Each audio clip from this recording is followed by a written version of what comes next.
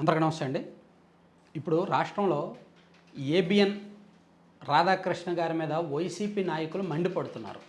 రాష్ట్ర వ్యాప్తంగా ఎక్కడికక్కడ ఏబిఎన్ ఆంధ్రజ్యోతి కార్యాలయాల మీద వైసీపీ వాళ్ళు దాడులు చేస్తున్నారు. ఆ కార్యాలయాల ముందు ఆందోళన చేస్తున్నారు, ధర్నాలు చేస్తున్నారు. ఇప్పుడు జరుగుతున్నాయి. ప్రస్తుతానికి నేను ఈ వీడియో చేస్తున్న సమయానికి అన్నీ జరుగుతున్నాయి.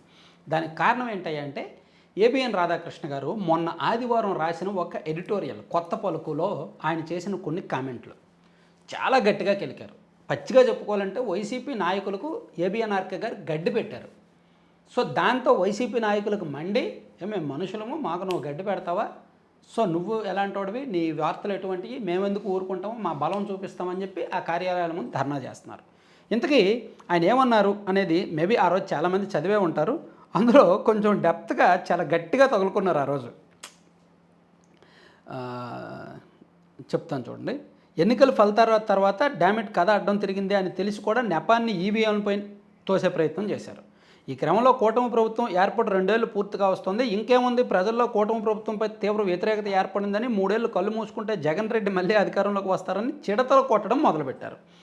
జగన్ పర్యటనల సందర్భంగా కృత్రిమ హడావుడికి రూపకల్పన చేస్తున్నారు. ఎన్నికల్లో తమను ప్రజలు ఎందుకు తిరస్కరించారో తెలుసుకునే ప్రయత్నం చేయకపోగా తాము మళ్ళీ అధికారంలోకి వస్తే తమ పాలన మరింత భయానకంగా ఉంటుందని ప్రజలను భయభ్రాంతులకు గురి చేయడం మొదలుపెట్టారు.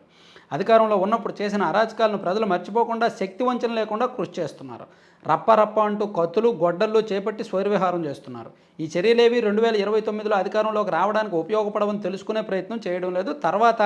తద్వారా 2029లో కూడా మళ్ళీ ప్రతిపక్షంలోనే కొనసాగడానికి దారులు వేసుకుంటున్నారు. జగన్ రెడ్డి పందిని చూపి నంది అంటే అదే నిజమని, నందిని చూపి పంది అంటే అది కూడా నిజమని నమ్మే వాళ్ళు వైసీపీలో పుష్కలంగా ఉన్నారు. ఆ పార్టీలో సొంత బుర్ర వాడుతున్న వాళ్ళ సంఖ్య తగ్గిపోతోంది. వైసీపీ నాయకులకు తోడుగా పేటీఎం బ్యాచ్ ఉండనే ఉంది. జగన్ రెడ్డి తాడేపల్లిలో ప్యాలెస్లో కట్టుకుంటే అదే రాజధాని అని ప్రచారం చేశారు. చాచా అదేమీ కాదు, 3 రాజధానులు అంటే ఎగిరికి ఎంతేశారు. ఇప్పుడు అది కూడా కాదు, మావిగన్ అంటే ఆనందంతో కేరింతలు కొడుతున్నారు. మెడకాయ మీద తలకాయ, ఆ తలకాయలో ఇంత గుజ్జు ఉన్నవాడు ఎవరైనా మావిగన్ అని జగన్ రెడ్డి నోటి వెంట వెలువడిన వికారాన్ని యావగించుకుంటారు. ఈ మావిగన్ ప్రతిపాదన తర్వాత ఇటీవల కాలంలో ఎప్పుడూ చూడనంతగా జగన్ రెడ్డిపై ట్రోలింగ్ జరగడాన్ని చూస్తున్నాం. జగన్ అండ్ కోను పిచ్చి వాళ్ళ సమూహంగా సోషల్ మీడియాలో చిత్రిస్తూ ట్రోలింగ్ జరిగింది. జగన్ రెడ్డి రోత మీడియా సంగతి చెప్పే పనే లేదు. అందరి నోట మావిగన్ అంటూ ఆత్మవంచనకు పాల్పడ్డారు.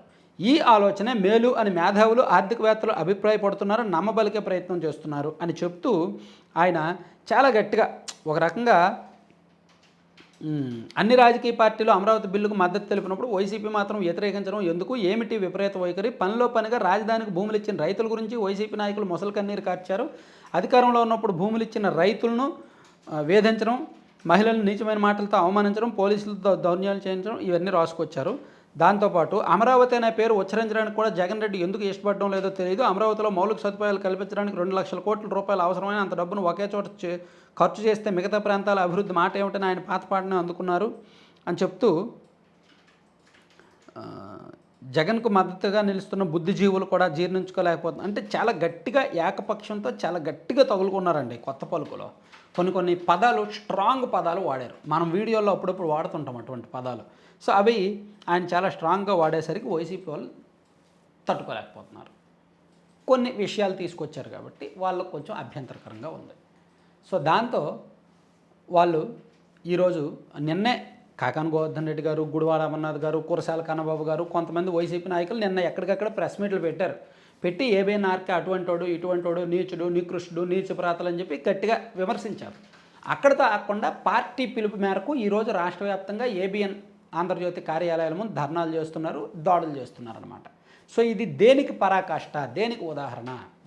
ఇప్పుడు సాక్షి ఉంది.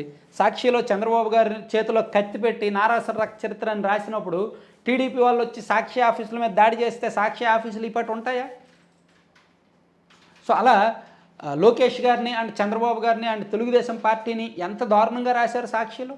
సో వాళ్ళు ఎప్పుడైనా వచ్చారా, ఆఫీస్కి ముందు వచ్చారా, పిలుపునిచ్చారా ఎప్పుడైనా చంద్రబాబు గారు లేదా లోకేష్ గారు ఎప్పుడైనా పిలుపునిచ్చారా? సాక్షి ఆఫీసులను కొట్టండి, తన్నండి, సాక్షి ఆఫీసులని ధర్నా చేయండి అని లేదే.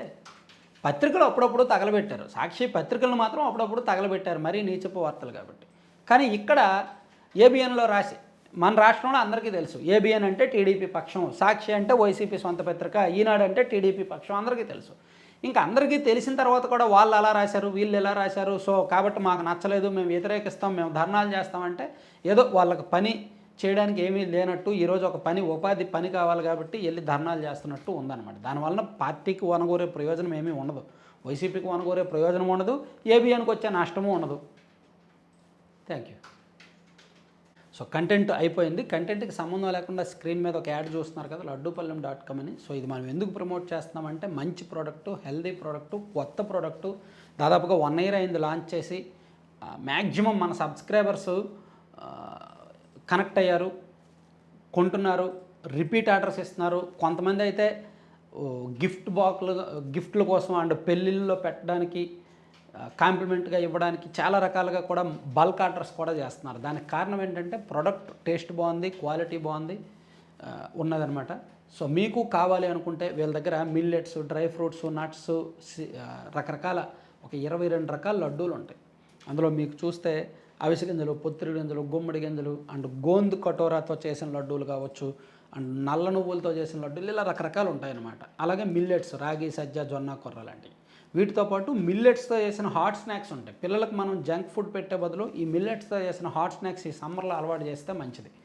వాటితో పాటు పిల్లలకి హార్లిక్స్, బూస్టు, బోర్న్విటా ఇచ్చాకంటే వీళ్ళ దగ్గర తయారు చేసే ఏబీసీ పొడి, యాపిల్, బీట్రూట్, క్యారెట్ పౌడర్, వీళ్ళ మిక్స్ పౌడర్ ఉంటుంది. అది వేడివేడి పాలల్లో వేసేవచ్చు, లేదా ప్రోటీన్ పౌడర్ ఇవ్వచ్చు పిల్లలకి. దానివల్ల కూడా మల్టిపుల్ హెల్త్ బెనిఫిట్స్ ఉంటాయి. అలాగే పెద్దవాళ్ళ కోసం వీళ్ళు ప్యూర్ అండ్ ఆర్గానిక్ వేలో మునగాకు పొడి, జామాకు పొడి అండ్ డేట్స్ పౌడర్ చేస్తున్నారనమాట. దీనివల్ల కూడా బెనిఫిట్స్ ఉంటాయి. సో ఇలా మల్టిపుల్ ప్రొడక్ట్స్ ఉన్నాయి. కావాల్సిన వాళ్ళు laddupallaem.com సైట్ విజిట్ చేసి ఆర్డర్ చేసుకోండి, లేదా 9997839994 నెంబర్కి వాట్సాప్లో మెసేజ్ చేసైనా ఆర్డర్ చేసుకోవచ్చు. Thank you.